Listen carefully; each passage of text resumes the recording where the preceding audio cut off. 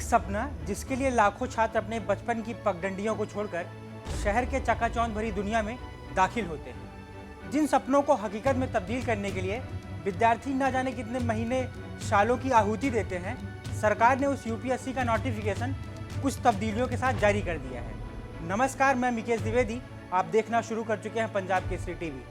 दरअसल संघ लोक सेवा आयोग ने सिविल सेवा परीक्षा 2026 का नोटिफिकेशन बुधवार को जारी कर दिया है, जिसमें आयोग ने कुछ बड़े बदलाव किए हैं। लिहाजा इस नए बदलाव का सीधा असर उन उम्मीदवारों पर पड़ेगा जो पहले से ही किसी पद पर सेलेक्ट हो चुके हैं या फिर अपनी रैंक सुधारने के लिए दोबारा परीक्षा देने की तैयारी कर रहे हैं। आयोग का मुख्य उद्देश्य बार बार परीक्षा देने की प्रक्रिया को सीमित करना है और सेवाओं में खाली रहने वाले पदों की समस्या को कम करना है।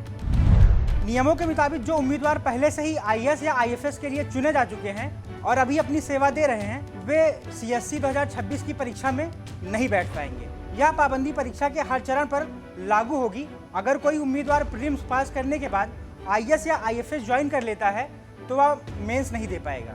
इसी तरह अगर मेंस के दौरान ज्वाइनिंग होती है तो भी उसे 2026 की लिस्ट में शामिल नहीं किया जाएगा। इस नए नोटिफिकेशन के अनुसार अब सरकारी सेवा में तैनात अधिकारियों के लिए परीक्षा में बैठने के रास्ते पहले से आसान नहीं रहेंगे।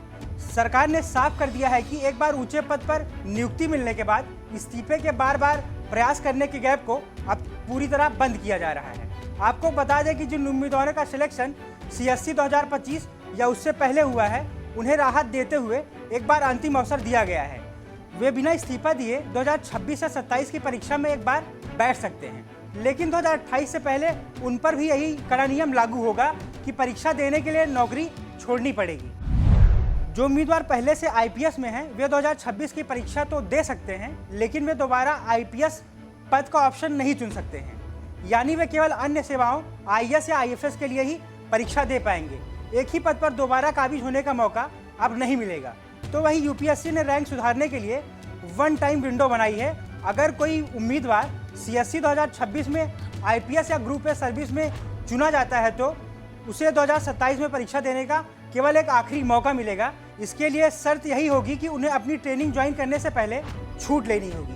2027 की परीक्षा के बाद उम्मीदवार को दोनों में से कोई एक सर्विस चुननी होगी और दूसरी सीट छोड़नी होगी। इसके बाद 2028 या उसके बाद की परीक्षाओं में बैठने के लिए नौकरी से इस्तीफा देना अनिवार्य होगा। आपको बता दें, यूपीएससी ने सिविल सेवा परीक्षा 2026 के लिए आयोग ने इस बार 933 पदों के लिए विज्ञापन जारी किया है। आवेदन की आखिरी तारीख 24 फरवरी है। संघ लोक सेवा आयोग ने 4 फरवरी को 1933 पदों के लिए विज्ञापन जारी किया है। इसके लिए आवेदन की आखिरी तारीख 24 फरवरी है। यूपीएससी प्रीलिम्स के एग्जाम 24 मई को आयोजित होंगे, तो वहीं मेंस 21 अगस्त से कराए जाएंगे। इंटरव्यू फरवरी से मार्च 2027 तक होने की संभावना है। सामान्य वर्ग और ईडब्ल्यूएस को 6 मौके, आयु सीमा 32 साल तक है। ओबीसी वर्ग के उम्मीदवार 9 मौके, आयु सीमा 35 साल तक है। एससी एसटी की कोई सीमा नहीं है, आयु सीमा 37 साल तक है। कुल मिलाकर यूपीएससी ने अब सर्विस होल्डर्स के लिए बार एग्जाम देने के रास्ते सीमित कर दिए हैं, जिससे अब उम्मीदवारों को अपनी प्लानिंग बहुत सोच समझकर करनी होगी। आसान शब्दों में कहे तो अब इन पदों पर रहते हुए दोबारा परीक्षा देने के लिए इस्तीफा देना एकमात्र ही रास्ता होगा। आयोग का इरादा साफ है कि बार परीक्षा देने की प्रक्रिया को सीमित करना और सेवाओं में खाली पद रहने की समस्या को हल करना है। फिलहाल इस खबर में इतना ही। Bureau report, Punjab Kesari TV. हमसे जुड़े रहने के लिए हमारे YouTube चैनल को सब्सक्राइब करें और नई वीडियो की नोटिफिकेशन के लिए बेल आइकॉन को दबाएं।